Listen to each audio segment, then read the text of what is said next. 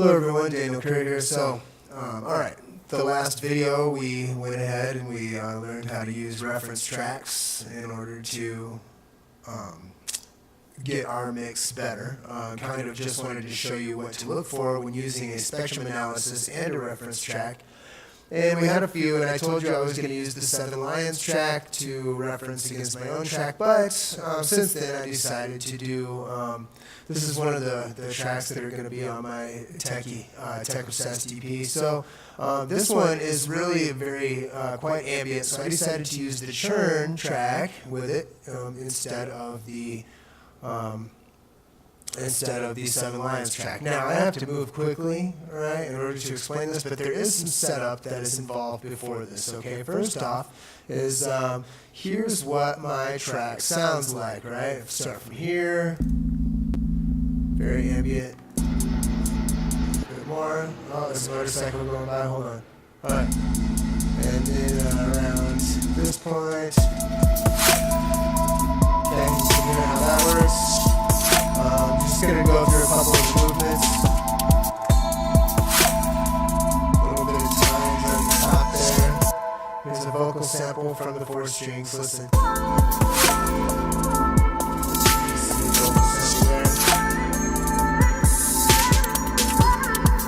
Okay, and this is the fullest part of the track right here.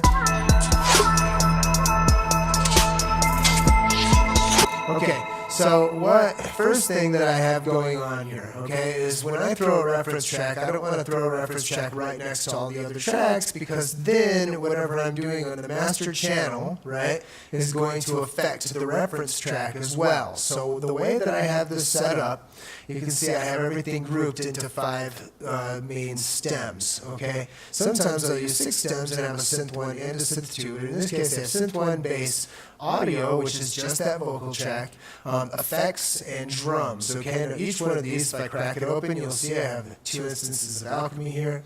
I have some operator, man, I'm getting double up vocals really bad on this piece. Let me figure out what to do here. Maybe if I turn that off, well, that's a little better, but that's not going to help. So you're just going to have to put up with it. 2 instances of alchemy, operator, and an instrument rack on synth 1, bass 1. I have an instance of analog and instrument rack, which is composed of FM metal, Subfreak, and Eclipsis. Then I have the audio track, my effects, which are mostly just rendered waves, and then my drums, which I have rendered down to audio, much like what I showed you before, but they are pieces of my drum kits, okay? So what I have is I have all of these, okay? And if I open up my I.O., you'll see that they all go to track number 19, okay? In fact, I can call this my bus track, okay? And then on track number 19, it's getting audio from, how about if I turn this off and I get it to no input? There, that should be better, right? So what it's doing is this bus track is monitor, wait, can you hear me at all? Okay, you can. In the bus track, in this monitor, you can see that I have it set to in. Now listen. What that does is all of these stems are being summed up there in the bus track, and that way, on the bus channel, I can put all of my mastering stuff and mixing stuff and effects, all my processing here, so that in track number 20, which is where my reference track is, it's got its own set of stuff, and it's not being affected by all of these. As you can see, if I turn off track number 19, everything stops playing, right? So that's how that works, okay? So the first thing I want to do is during this heaviest part of the track, if you look over here, I've got my reference track here, and it's turned off, and I have my bus track, and it's turned on, okay? If I go to Control K and I set up my key stuff, you'll see that both of these are set to key number 0, okay? And what that does is when I say 0, if I hit my 0 key on my keyboard, it toggles between those two, so I can get an accurate A and B comparison. So let's listen. My track, reference track, okay? Now, because I have a lot of headroom, whoops, in my own track, see, over here about 10 decibels, okay? what I've done with the reference track is I've turned it, well, down 12 decibels. So just so that they match in volume. I don't want one to be louder than the other because then I won't get an accurate representation of what's going on. So now listen to the reference track.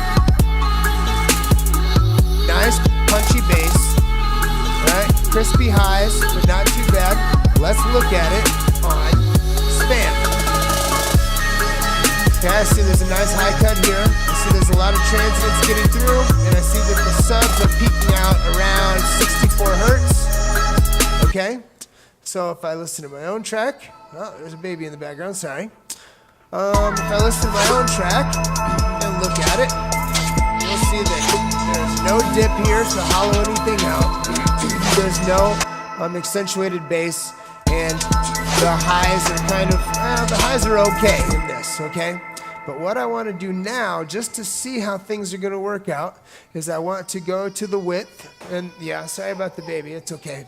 She's a whiner sometimes, but man, she's beautiful and so cute.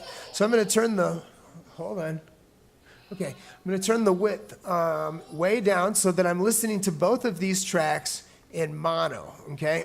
And mono is enough to give you any, to make any glaring, it'll make any mix mistakes glaring. So let's listen again. That's my track, okay?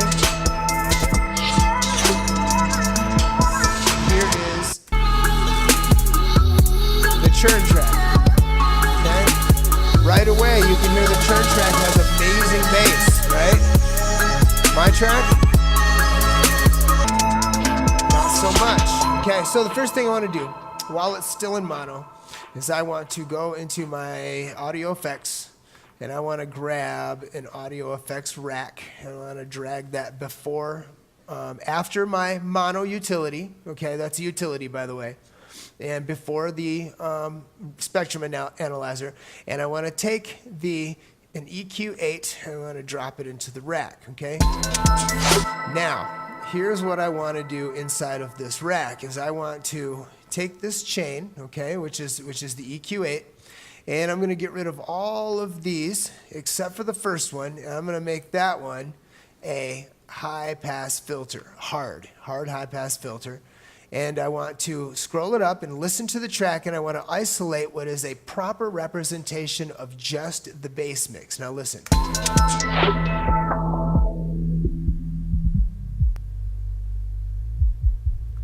I say 111 is good, okay? That's just the bass of my track, okay? Now, I'm going to select this, Control D to duplicate, and this next chain, okay? What I'm going to do here is I'm going to, on the second one, is I'm going to change this one into a hard high pass at 111 hertz. Now when I listen to both of them together, it will basically give me an accurate representation of my original track. Listen. Okay, now I have the highs, well, mids and highs, and the lows. Okay, so now this last thing is I'm going to duplicate this last one again. And this one I'm going to solo, and I'm going to scroll that in until I get an accurate representation of the highs being the top end of the snares and the hats. Now, and some synth stuff. Now listen.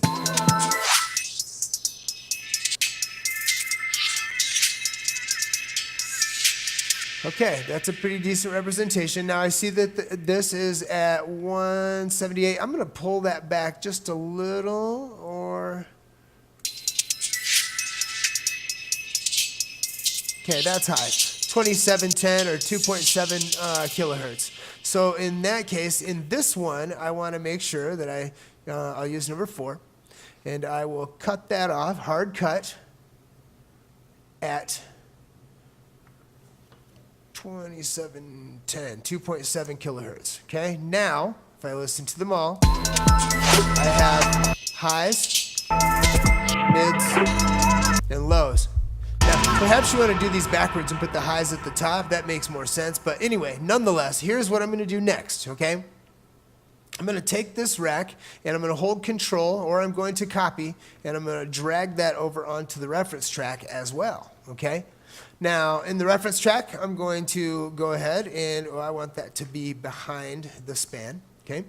And I'm going to solo the bass, and I'm going to go to my track, and I'm going to solo the bass. Now listen, that's my track, and if I use the 0 button to toggle, I gotta go back. That's the reference track, okay? Hear how punchy that is? Look at the span. See where this is at, okay?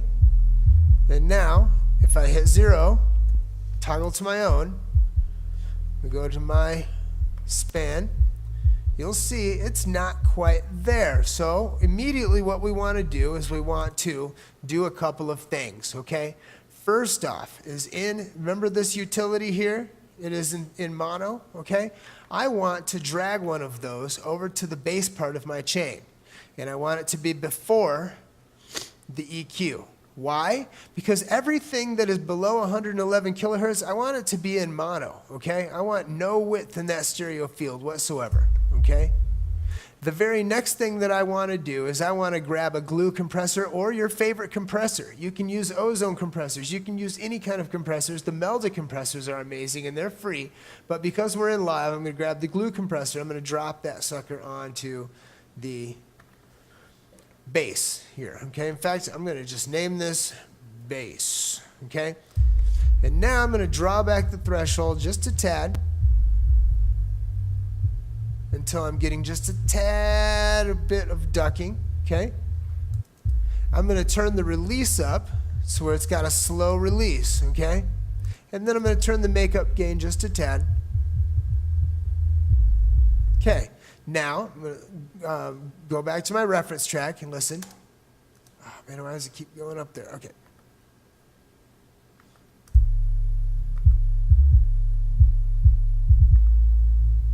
Reference track, my track. Okay, reference track is still a bit fuller as you can hear, so I'll go back to my track. Then what I'll do is I'll add a saturator at 111 hertz. Actually, I'm not going to add it at 111 hertz. I'm going to go back to the reference track and I'm going to look at where it's hitting here, and it looks like the average is about 62 hertz. So I'm going to throw on my own a saturator. I'm going to put it after the utility, before the EQ, okay? Actually, I'm going to put it after the EQ, and I'm going to set the drive to 0 at first. Frequency, we'll bring this to 60 hertz, okay? Now listen, drive it up just a tad. Ah, that thickens it up nicely, right? Okay, because the glue is on, it still holds together the volume. Listen. Okay, now let's reference. Ah, now that's a pretty good representation.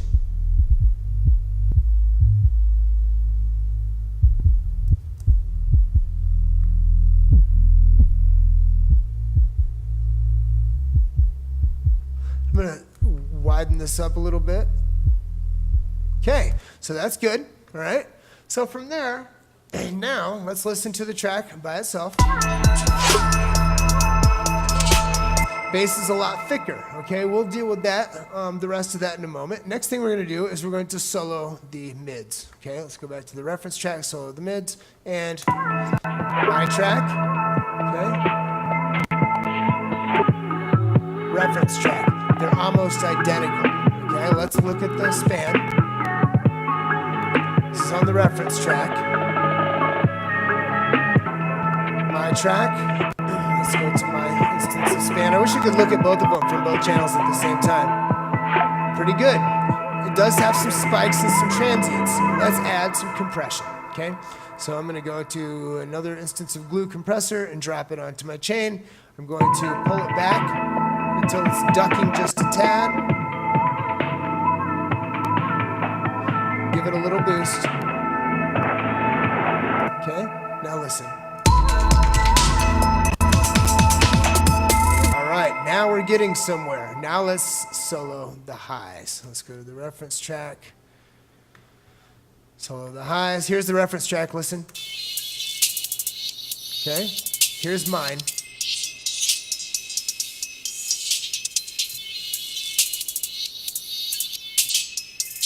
Okay, mine. Okay, so as you can hear, it sounds very, very close. Yeah, my screencast software ended there for a second, so I had to render that video, and I'm back right where I left off. So, sounds very, very close. I'm still going to grab a glue compressor and put it into the highs. Oh, no, rather not. Sorry. I got to go back to the main track. Okay. I'm going to take a glue compressor and put it into the highs. I'm going to roll it back just a tad until it starts to duck. And then I'm going to unmute this, or unsolo this, and I'm going to pull it up until it sounds right. I'll over-exaggerate it. Pull it back. Okay. And in the reference track, I want to listen to the full mix in comparison to mine.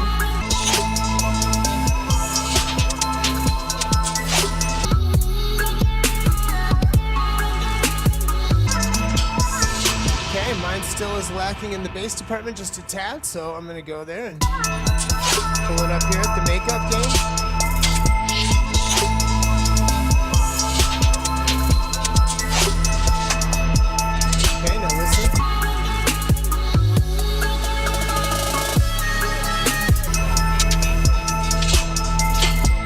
Okay, that's about right. Okay, so now at this point what I want to do is I want to go to the reference track and I want to turn the width up to 100%. And I want to go to my track and I want to turn the width up to 100%, right? Now let's listen. Huge difference. Listen. Mono, stereo, right? And now we go to the reference track.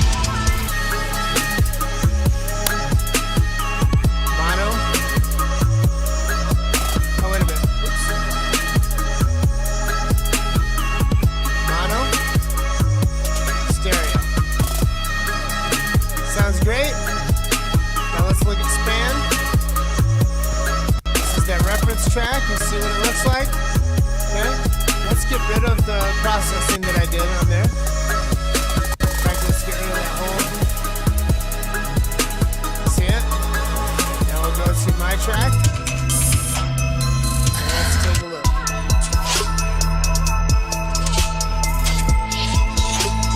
Okay. There's still some spikes, some transients here. The bass is a lot more accentuated. The highs look great, okay? All of this is actually going to be taken care of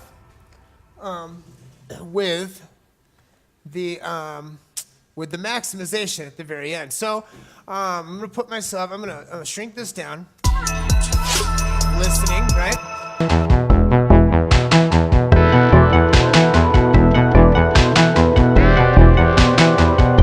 Okay, baby emergency.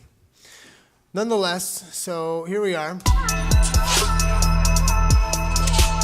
Now, in my own track, what I'm going to do is I'm going to add a little bit of some maximization or something like that. But what you're going to notice is that right now, even as we are right now standing,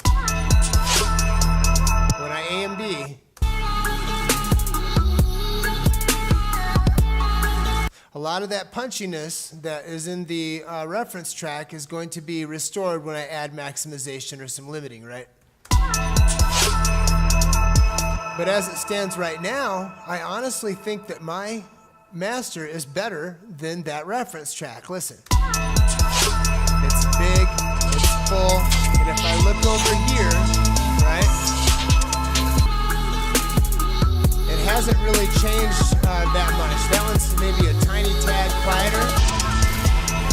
If I look at mine and I take away all of my processing, listen, look at the volume over here, right? It hasn't really changed that much. It's not much louder, but it sounds way bigger and way fuller, right? Now, on these chains here, I don't have to use the Ableton stock crap. I could have used anything. If I feel that the bass if I feel that the bass is better compressed with another compressor or something, then I can still do that, right? So where we're at now, let me bounce through my track a few places to see how it sounds. With processing, without, okay, much fuller. Try here.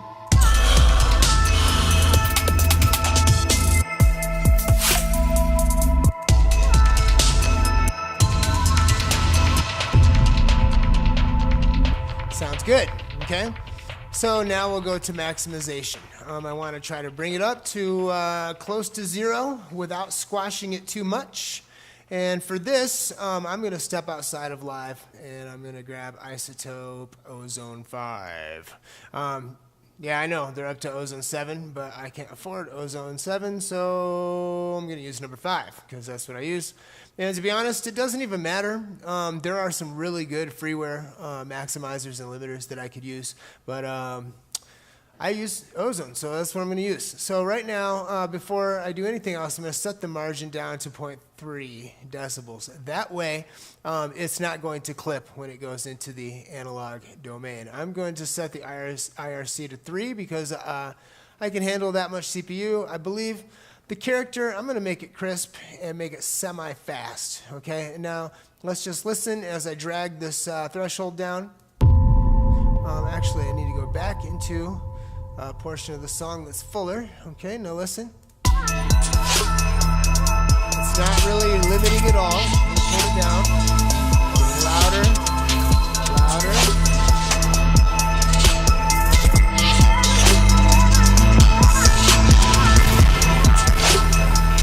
Okay, at this point, I have to turn my recording input down so that I'm not clipping my tape. Now listen. Still super loud. That's great.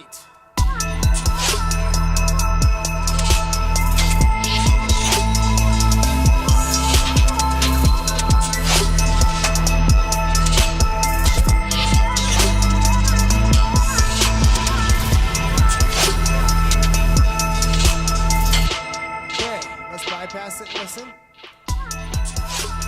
Okay, I'm going to go through one more thing, and that's I'm going to turn it back on. I'm going to look at the span and see if there's any stray frequencies, okay? Sometimes limiting does actually put accentuates some frequencies, makes them too crisp. Let's just listen and watch.